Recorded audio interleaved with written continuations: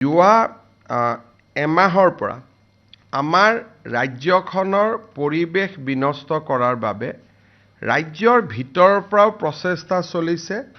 আৰু ৰাজ্যৰ বাহিৰৰ পৰাও প্ৰচেষ্টা চলিছে আৰু বিশেষকৈ ছ'চিয়েল মিডিয়া এই ক্ষেত্ৰত এছাম মানুহৰ বাবে ডাঙৰ অস্ত্ৰ হৈ পৰিছে। প্ৰায় ৫-৬ হাজাৰ একাউণ্টছ ফেচবুক আৰু ছ'চিয়েল মিডিয়াত একাউণ্টছ হঠাতে এক্টিভ হৈ পৰিছে লাষ্ট 1 মান্থৰ পৰা আৰু তেওঁলোকে বহুত হাৰ্ড কণ্টেণ্ট প্ৰ' পেলেষ্টাইনী, প্ৰ' ইৰাণী, প্ৰ' মহম্মদ ইউনুছ আৰু লগতে অসমৰ এটা মই কাৰো নাম ক'ব খোজা নাই পাৰ্টিকুলাৰ লিডাৰ পাৰ্টিকুলাৰ পাৰ্টিৰ ছাপৰ্টত তেওঁলোকে জঁপিয়াই পৰিছে। So, we have conducted a forensic audits on the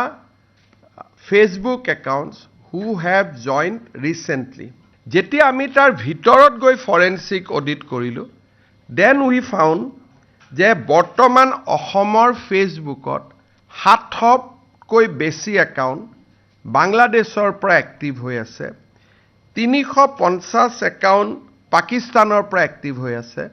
আৰু মিডল ইষ্টৰ পৰা 500+ একাউণ্ট এক্টিভ হৈ আছে। আৰু ইয়াত যদি আমি আৰু অলপ ডেফটত যাব খোজোঁ, আফগানিস্তানৰ পৰা 35টা, আলবানিয়াৰ পৰা 4টা,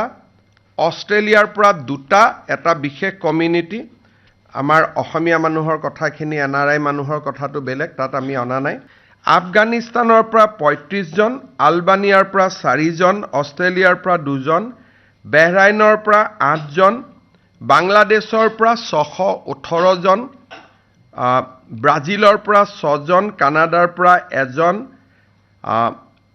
কলম্বিয়াৰ পৰা 1 জন, ইকুৱেডৰৰ পৰা 2 জন, ইজিপ্তৰ পৰা 6 জন, ফ্ৰান্সৰ পৰা 54 জন, জাৰ্মানীৰ পৰা 4 জন,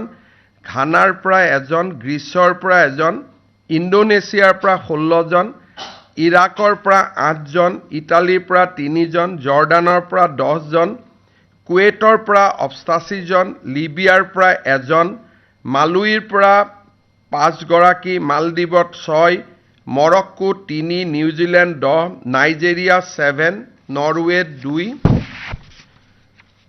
Oman 13, Pakistan 236, Palestine 2, Philippine 9, Portugal 1,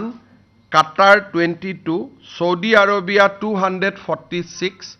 Singapore 7, Spain 5, Sri Lanka 4, Switzerland 3, Thailand 17, Turkey 8, UAE 36, Ukraine 1, USA 37 আৰু কাণ্ট্ৰি নট স্পেচিফাইড বাট তেওঁলোকৰ লোকেশ্যনক চাৰ্চ কৰিলে গম পোৱা যায় যে they are not from India 406, so 292। এই 292 একাউণ্টৰ গোটেই যদি একাউণ্টটোত অসমত কৰা পোষ্টখিনিক যদি আমি বাদ দি যদি তেওঁলোকৰ এক্টিভিটি চাওঁ, তেতিয়াহ'লে তেওঁলোকে অসমক পোষ্ট কৰা বাদ দি these account post mainly on fundamentalist Islamic ideology like annihilation of Israel, mandatory Umrah visit and anti-India content.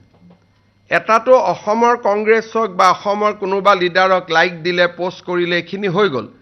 বাকি যদি এক্টিভিটিখিনি তেওঁলোকৰ চাই, these people are very hardcore Islamic fundamentalist, very hardcore. তেওঁলোকৰ কণ্টেণ্টতে পেলেষ্টাইন থাকে, নহ'লে এনহিলেশ্যন থাকে যে যোনে ইছলাম নামানে বাকী মানুহক মাৰি পেলাব লাগে। তেওঁলোকৰ গোটেই কণ্টেণ্টখিনি ভেৰি হাৰ্ড হিটিং কণ্টেণ্ট। আৰু এই মানুহখিনি ইণ্টাৰেষ্টিংলি ৰাহুল গান্ধীকো ফ'ল' নকৰে, ইণ্ডিয়ান নেশ্যনেল কংগ্ৰেছকো ফ'ল' নকৰে। They only like in the pages concerning Assam and activity of one political leaders and activity of Assam Congress. Gutekhini kothay amar najarat ase. We have informed Government of India also about the presence of these elements So national security angle পৰা ৰাষ্ট্ৰীয় নিৰাপত্তা দিশৰ পৰা we have activated counter measures যি ল'ব লাগে